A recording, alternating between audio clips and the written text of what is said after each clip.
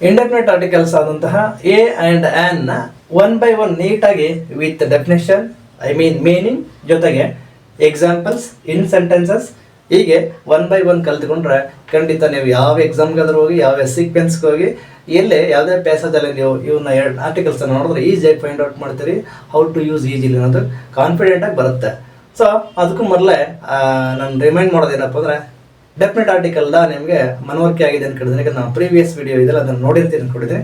ನೋಡಿಲ್ಲ ಅಂದ್ರೂ ಇದರ ವಿಡಿಯೋದನ್ನ ಹಿಂದಿನ ಮುಂದಿನ ನೋಟಿಫಿಕೇಶನ್ ಬರುತ್ತೆ, ನೋಡಿ ಸರ್ಚ್ ಮಾಡಿ. ಅದಾದಮೇಲೆ ಇಲ್ಲಿಗೆ ಬಂದರೆ ಡೆಫಿನೆಟ್ ಆದಮೇಲೆ ಇಂಡೆಫಿನೆಟ್ ಆರ್ಟಿಕಲ್ಸ್ ಏನು ಅಂತ ಗೊತ್ತಾಗುತ್ತೆ.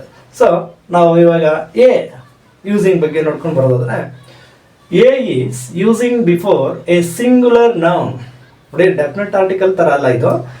ಇದನ್ನು ಎ ಅಥವಾ ಆ್ಯನ್ ಎರಡನ್ನೂ ಕೂಡ ಸಿಂಗುಲರ್ ನೌನ್ ಮುಂದೆನೇ ಯಾಕೆ ಬಳಸ್ತೀವಿ ಅಂದರೆ ಎ ಅಂದರು ಒನ್, ಆ್ಯನ್ ಅಂದರು ಒನ್. ಆಲ್ರೆಡಿ ಪ್ರೀವಿಯಸ್ ಆಗಿ ಹೇಳಿದೆ ನಿಮಗೆ.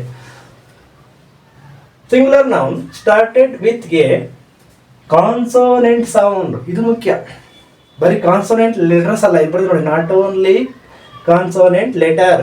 ಕೆಲವರು ಏನು ಮಾಡ್ಬಿಡ್ತೀವಿ, ಎಲ್ಲಿ ಡಿ ಇಂದ ಬಂದಿದೆ, ಸಿ ಬಿ ಅಥವಾ ಎಫ್ ಇಂದ ಬಂದಿರುವಂಥ ಸಿಂಗುಲರ್ ಲೆಟರಿಂದ ಸ್ಟಾರ್ಟ್ ಆಗುವಂತಹ ಸಿಂಗುಲರ್ ನೌನ್ಗೆ ಬಳಸ್ಬಿಟ್ರೆ ನಾವು ಕ್ಲಿಯರ್ ಅನ್ಕೋತೀವಿ. ಅಲ್ಲ, ಇಲ್ಲಿ ನೋಡಿ ಕಾನ್ಸೋನೆಂಟ್ ಸೌಂಡನ್ನು ಕೊಡಬೇಕದು. ನಾಟ್ ಓನ್ಲಿ ಕಾನ್ಸೋನೆಂಟ್ ಲೆಟರಿಂದ ಸ್ಟಾರ್ಟ್ ಆದಂಥ ವರ್ಡ್ ಆಗಿರ್ಬಾರ್ದು. ಎಕ್ಸಾಂಪಲ್ಸ್ ನೋಡಿ, ಎ ಬಾಯ್, ಇಲ್ಲಿ ಬಾಯ್ ಅನ್ನೋದು ಕಾನ್ಸೋನೆಂಟ್ ಆಗಿ ಸೌಂಡ್ ಆಗಿದೆ. ಸರ್ಕಲ್ ಅನ್ನೋದ್ರಲ್ಲಿ ಸಿ ಕಾನ್ಸೋನೆಂಟ್ ಆಗಿ ಪ್ರೊನೌನ್ಸ್ ಆಗಿದೆ. ಎ ಡಾಲ್ ಅನ್ನೋದ್ರಲ್ಲಿ ಡಿ ಏನಾಗಿ ಕಾನ್ಸೋನೆಂಟ್ ಆಗಿ ಸೌಂಡ್ ಆಗಿದೆ. ಮತ್ತು ಫ್ರೂಟ್ ಕೂಡ ಕಾನ್ಸೋನೆಂಟ್ ಆಗಿ ಸೌಂಡ್ ಆಗಿದೆ. ಆದರೆ ಇಲ್ಲಿ ಇಷ್ಟೇನಾ?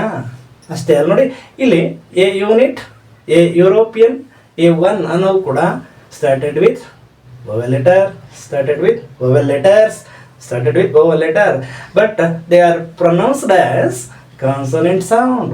ಹೇಗೆ ನೋಡಿ, ಇಲ್ಲಿ ಯು ಅನ್ನೋದು ನಮಗೆ ಹಿಂದೆ ಹೇಳಿದಾಗೆ ನಮಗೆ ಅದೊಂದು ವೊವೆಲ್ ಲೆಟರ್ ಆದರೂ ಕೂಡ ಇಲ್ಲಿ ನೋಡಿ ಯು ಯು ಆಗಿ ಪ್ರೊನೌನ್ಸ್ ಆಗ್ತದೆ. ಅಂದರೆ ವ್ಯಂಜನವಾಗಿ ಕಾನ್ಸೋನೆಂಟ್ ಆಗಿ ಪ್ರೊನೌನ್ಸ್ ಆದ್ರಿಂದ ಯೂನಿಟ್ ಅಂತ ಬಳಸೋದು ಹಿಂದೆ ಸಿಂಗುಲರ್ ಆಗಿದ್ರೆ ನೋಡಿ ಎ ಯೂನಿಟ್ ಅಂತ ಬಳಸಬೇಕು. ನೆನ್ಪಿಟ್ಟುಕೊಳ್ಳಿ, ಯೂನಿಟ್ಸ್ ಅಂತ ಬಂದರೆ ಆಗಲ್ಲ, ಅದನ್ನೇ ಇಲ್ಲಿ ಸಿಂಗುಲರ್ ನೌನ್ ಅಂತ ಬಳಸಿರೋದು. ಹಾಗೆ ಒಬ್ಬ ಯುರೋಪಿಯನ್ ನೌನ್ ಬಂದರೆ ಎಲ್ಲಿಗಾದ್ರೂ ಅಥವಾ ಯುರೋಪಿಯನ್ ನೌನ್ ಬಗ್ಗೆ ಮಾತಾಡಬೇಕಾದ್ರೆ ಸಿಂಗುಲರ್ ಆಗಿದ್ರೆ ಇ ಮತ್ತು ಯು ಎರಡೂ ವೊವೆಲ್ ಲೆಟರ್ಸ್ ಇದ್ರೂ ಕೂಡ ಕಾನ್ಸೋನೆಂಟ್ ಸೌಂಡನ್ನು ಕೊಡ್ತದೆ ನೋಡಿ. ಹಾಗಾಗಿ ಎ ಯುರೋಪಿಯನ್ ಅಂತ ಬಳಸಬೇಕು. ಇಲ್ಲಿ ಎ ಒನ್ ರುಪಿ ಕಾಯಿನ್, ಇಲ್ಲಿ ಎಕ್ಸಾಂಪಲ್ ಕೊಟ್ಟಿದ್ದೆ ನೋಡಿ. ಇದೇನು ಓ ನೇರವಾಗಿದೆಯಲ್ಲ, ಆದರೆ ಒನ್ ಅನ್ನೋದನ್ನು ನಾವು ನೋಡಿ ಈ ವ್ಯಂಜನವಾದ ವ ಅಕ್ಷರ ರೀತಿಯಲ್ಲಿ ಪ್ರೊನೌನ್ಸ್ ಮಾಡೋದ್ರಿಂದ ನಾವೇನು ಮಾಡ್ತೀವಿ, ಈ ಎಲ್ಲದ್ರ ಮುಂದೆ ಕರೆಕ್ಟಾಗಿ ನೆನ್ಪಿಟ್ಕೊಂಡು ಯಾವುದೇ ಲೆಟರಿಂದ ಸ್ಟಾರ್ಟ್ ಆಗಲಿ ಒನ್ ಲೈನ್ ಡೆಫಿನೇಷನ್ ಏನು, A is using before a singular noun started with consonant sound. ಅದು ಕಾನ್ಸನೆಂಟ್ ಲೆಟರ್ ಆದರೂ ಆಗಿರಲಿ, ಓವೆಲ್ ಲೆಟರ್ ಆದರೂ ಆಗಿರಲಿ, ಸೌಂಡನ್ನು ಕಾನ್ಸನೆಂಟ್ ರೀತಿ ಕೊಡೋದಾಗಿದ್ದರೆ ಅದರ ಮುಂದೆ ನೇರವಾಗಿ ನಾವು ಎ ಅನ್ನು ಬಳಸಬಹುದು. ಅದನ್ನು ಇನ್ನೊಂದಷ್ಟು ಸೆಂಟೆನ್ಸ್ಗಳೇ ತಗೊಂಡಿದೆ ನೋಡಿ. ಸೆಂಟೆನ್ಸಲ್ಲಿ ನೋಡೋ ಇನ್ನೊಂದಷ್ಟು ಮನವರಿಕೆ ಆಗುತ್ತೆ ನಿಮಗೆ. ಹೇಗೆ, ದೇರ್ ಈಸ್ ಎ ಬಾಲ್, ಅಲ್ಲೊಂದು ಬಾಲ್ ಇದೆ ಅಂದರೆ ಬಿ, ಡೌಟ್ ಬರಲ್ಲ. ಇಲ್ಲಿ ಬಿ ಅನ್ನೋದು started with consonant sound and consonant letter, A ಹಾಕಿದ್ವಿ. ಇಲ್ಲಿ ಕೂಡ C is A beautiful singer, beautiful singer ಇದು ಕೂಡ ಕಾನ್ಸೋನೆಂಟ್ ಸೇಮ್. ಈ ಈಸ್ ಎ ಯುರೋಪಿಯನ್ ನೋಡಿ, ಇಲ್ಲ ಆಲ್ರೆಡಿ ಹೇಳಿದ್ದೀನಿ, ಮತ್ತೆ ಟೈಮ್ ವೇಸ್ಟ್ ಮಾಡೋದು ಬಿಡ ನಿಮಗೆ. ಹಾಗೆ copper is A useful metal ನೋಡಿ. ಇಲ್ಲಿ ಯು ಅನ್ನೋದು ಏನು ವೊವೆಲ್, ಬಟ್ ಬಳಕೆ ಆಗಿರೋದು ಈ ರೀತಿ ಯೂಸ್ಫುಲ್ ಅಂತೀವಲ್ಲ ಈ ರೀತಿ ಆಗಿದೆ. ಹಾಗೆ ಇಲ್ಲಿ it is A 1 rupee coin ಹೇಳಿದೆ ಆಲ್ರೆಡಿ. ಪ್ರೊನೌನ್ಸಿಯೇಷನ್ ಈ ರೀತಿ ಬರೋದ್ರಿಂದ ಅದು ವೊವೆಲ್ ಲೆಟರ್ ಆದರೂ ಕೂಡ ಸೌಂಡನ್ನು ನಮಗೆ ಕಾನ್ಸನೆಂಟ್ ಆಗಿ ಕೊಡೋದ್ರಿಂದ ಇಲ್ಲೆಲ್ಲ ಕಡೆನೂ ನೇರವಾಗಿ ಯಾವುದೇ ಡೌಟ್ ಇಲ್ಲದೆ ನಾವು ಎ ಅನ್ನು ಬಳಸಬೇಕು ಇಂಡೆಫಿನೆಟ್ ಆರ್ಟಿಕಲ್. ಇದಿಷ್ಟು ಕ್ಲಿಯರ್ ಆಗಿದ್ರೆ next one more important, an is also using as indefinite article. ಅದರ ಬಗ್ಗೆ ನೋಡೋದಾದ್ರೆ an is using before a singular noun also started with a vowel sound, not only vowel letters ನೋಡಿ. ಇದಕ್ಕೂ ತದ್ವಿರುದ್ಧ. ಏನು ತದ್ವಿರುದ್ಧ? ಎ ಅನ್ನು before singular noun started with a consonant sound, ಆದರೆ ಇಲ್ಲಿ ಆ್ಯನನ್ನು before noun started with a vowel sound. ಅಲ್ಲಿ ಕಾನ್ಸನೆಂಟ್ ಸೌಂಡ್ ಬರಬೇಕು. ಎ ಬಳಸ್ಬೇಕಾದ್ರೆ ಆ್ಯಂಡ್ ಬಳಸ್ಬೇಕಾದ್ರೆ ನಮಗೆ ವೋವೆಲ್ ಸೌಂಡ್ ಬರಬೇಕು. ಇಲ್ಲೂ ಅಷ್ಟೇ ಬ್ರಾಕೆಟಲ್ಲಿ ಇನ್ನೊಂದು ರೂಲ್ ಇದೆ. ಏನು ಅಲ್ಲಿ ನಾಟ್ ಓನ್ಲಿ ಕಾನ್ಸನೆಂಟ್ ಲೆಟರ್, ಹಾಗೆ ನಾಟ್ ಓನ್ಲಿ ವೋವೆಲ್ ಲೆಟರ್. ಯಾಕೆ ಹಲವು ಬಾರಿ ನಾವು ಜನರಲ್ ಆಗಿ ಕೆಲವರು ಏನು ಮಾಡ್ತಾರೆ, ವೋವೆಲ್ ಲೆಟರ್ಸಿಂದ ಎಲ್ಲಿ ಸ್ಟಾರ್ಟ್ ಆಗುತ್ತೋ ವರ್ಡ್ಸು ಅದ್ರ ಮುಂದೆ ಎಲ್ಲ ನೀವು ನೇರವಾಗಿ ಆ್ಯನ್ ಬಳಸ್ಬಹುದು ಅಂತ ಹೇಳ್ಬಿಡ್ತಾರೆ. ಆವಾಗ ಇಂಥ ಸಂದರ್ಭಗಳಲ್ಲಿ ಏನು ಮಾಡ್ತೀರಿ, ಇಲ್ಲಿ ಇದು ಎಕ್ಸೆಪ್ಷನ್ ಕೇಸ್ ಅಲ್ಲ, ಹಾಗೆ ಆ್ಯನ್ಗೂ ಕೆಲವೊಮ್ಮೆ ಎಕ್ಸೆಪ್ಷನ್ ಕೇಸ್ ಇದೆ ನೋಡಿ. ಎಮ್ಮಿಂದ ಆರಿಂದ ಸ್ಟಾರ್ಟ್ ಆಗಿದೆ, ಇಲ್ಲಿ ಹೆಚ್ಚಿಂದ ಸ್ಟಾರ್ಟ್ ಆಗಿದೆ. ಯಾಕೆ ಅಲ್ಲೆಲ್ಲ ನಾವು ಆ್ಯನನ್ನೇ ಬಳಸಿದ್ದೀವಿ? ಯಾಕೆ? There is a reason, proper reason. ಏನು ಪ್ರಾಪರ್ ರೀಸನ್ನು? ಅವೆಲ್ಲವೂ ನಾವು ಪ್ರೊನೌನ್ಸ್ ಮಾಡಬೇಕಾದ್ರೆ. Example an ant, okay, started with A. An ant ನೋಡಿ, ಇದು ಆ್ಯಂಟ್ ಇರುವೆ, ಇದು ಆಂಟ್. ಕೆಲವೊಬ್ರು ಸೇಮ್ ಪ್ರೊನೌನ್ಸ್ ಮಾಡ್ತಾರೆ. ಆ್ಯನ್ ಅವರ್, ಇಲ್ಲೇನಾಗಿದೆ ಈ ಹೆಚ್ಚಿದೆ ನೋಡಿ, ಈ ಹೆಚ್ಚು ಪ್ರೊನೌನ್ಸ್ ಆಗಲ್ಲ, ಸೈಲೆಂಟ್ ಲೆಟರ್. ನೆಕ್ಸ್ಟ್ ಲೆಟ್ರ್ ಏನಿದೆ ಇದು ಅ ಅಂತ ಬರ್ತದೆ, ಕನ್ನಡದ ಮೊದಲನೇ ಅಕ್ಷರ ಅ. ಹಾಗೆ ಇಲ್ಲಿ ಆ್ಯನ್ ಇಯರ್, ಇಲ್ಲಿ ವೈ ನೋಡಿ ಸೆಮಿ ವೋವೆಲ್ ಅಂತ ನಿಮ್ಗೆ ಆಲ್ರೆಡಿ ಇಂದಿನ ಸೀಕ್ವೆನ್ಸಲ್ಲಿ ಹೇಳಿದ್ದೀನಿ. ಇದೇನಾಗಿ ಪ್ರೊನೌನ್ಸ್ ಆಗುತ್ತೆ ನಮಗೆ ಈ ರೀತಿ ಬರುತ್ತೆ.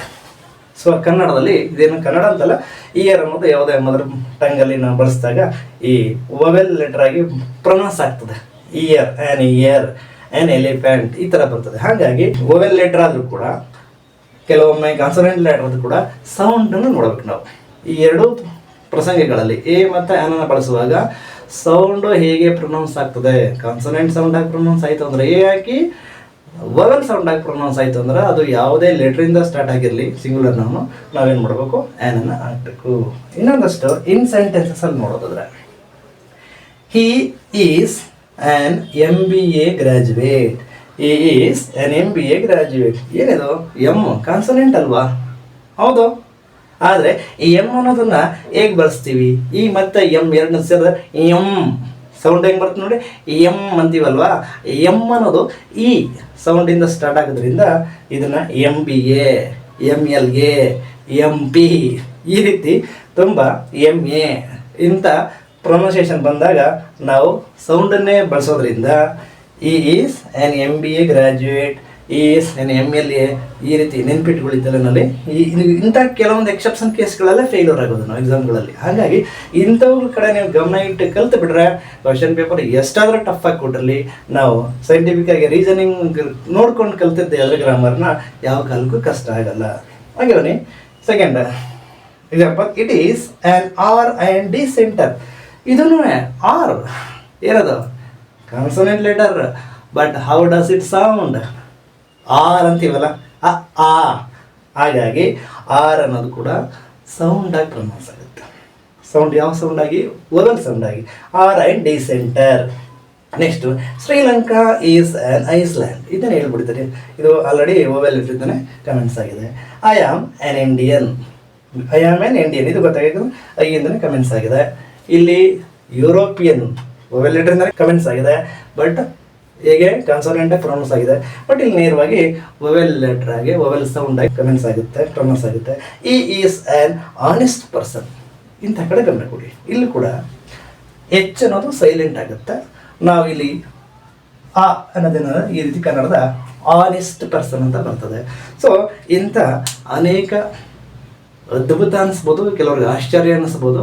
ಇಷ್ಟೆಲ್ಲ ಇದೆಯಾ ಅಂತ ಅನ್ಕೊಳ್ತೀರಲ್ವ. ಯಾವುದೇ ಒಂದು ವಿಚಾರ ಕಲಿತೀನಿ ಅಂತ ಆಳಕ್ಕೆ ಕೀಳುತ್ತಾ ಹೋಗ್ತಾ ಹೋಗ್ತಾ ಹೋಗ್ತಾ ಹೋಗ್ತಾ ನಾವು ಕಲ್ತಿರೋದು ಇಷ್ಟೇ, ಕಲಿಯೋದು ಇನ್ನೂ ತುಂಬ ಇದೆ ಅಂತ ಅನಿಸುತ್ತೆ.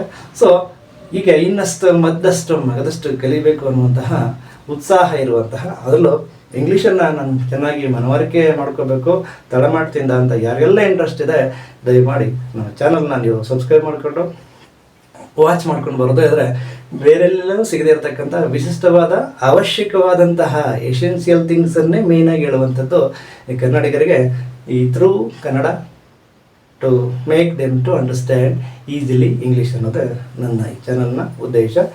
ಎಲ್ಲರೂ ಕೂಡ ನೀಟಾಗಿ ಏನಾದರೂ ನಿಮಗೆ ಸಮಸ್ಯೆ ಇದ್ದರೆ, ಡೌಟ್ ಇದ್ದರೆ, ಅಥವಾ ಇನ್ನೇನಾದರೂ ಇದ್ರ ಬಗ್ಗೆ ಹೆಚ್ಚಿನ ಕ್ಲಾರಿಫಿಕೇಷನ್ ಬೇಕಾದರೆ ಕಮೆಂಟ್ ಬಾಕ್ಸಲ್ಲಿ ಬಂದು ಕಮೆಂಟ್ ಮಾಡ್ತೀರಿ ಅಂತ ಭಾವಿಸ್ತಾ ನಮ್ಮ ಈ ವಿಡಿಯೋಗೆ ಎಲ್ರಿಗೂ ಕೂಡ ಮತ್ತೊಮ್ಮೆ ವೆಲ್ಕಮ್ ಮಾಡ್ತಾ ಅಂಡರ್ಸ್ಟ್ಯಾಂಡ್ ಆಗಿಲ್ಲ ಏನು ಮಾಡಬೇಕು ಇನ್ನೊಮ್ಮೆ ನೋಡಿ ಕಮೆಂಟ್ ಮಾಡಿ. I am here to converse you until you get understand. Okay, thank you, take care, bye.